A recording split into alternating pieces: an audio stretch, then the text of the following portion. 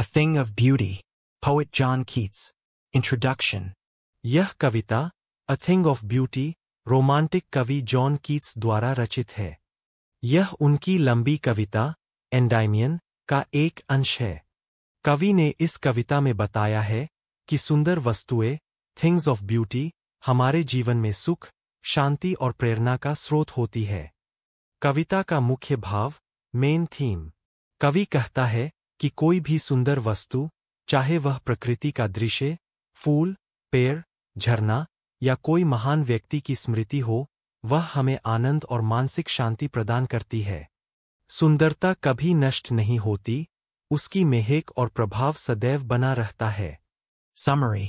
कवि कहता है कि सुंदर वस्तुएं हमारे जीवन को आनंद से भर देती है। एक सुंदर वस्तु हमेशा के लिए आनंद का स्रोत होती है।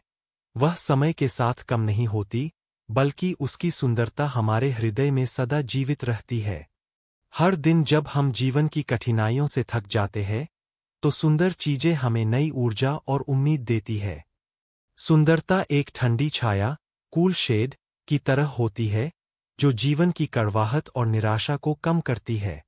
कवि बताता है कि इस दुनिया में दुख, बुराई, ईर्ष्या और निराशा बहुत है, लेकिन सुंदर चीजें हमें इन सब से ऊपर उठने की शक्ति देती है। वह हमारे जीवन को आशा और विश्वास से भर देती है। सुंदर वस्तुएं न केवल वर्तमान में आनंद देती है, बल्कि हमारे लिए अमर सुख, एटर्नल जॉय का कारण बनती है। उदाहरण के लिए, सुबह की धूप, चांदनी रात, फूलों से ढकी झाड़ियां, नदियां, पेड़-पौधे और महान व्यक्तियों की यादें, ये सब हमें सच्चा आनंद और प्रेरणा देती है। कवि अंत में कहता है कि यह सारी सुंदरता हमें स्वर्ग की ओर ले जाने वाला पवित्र बंधन, होली बॉन्ड है।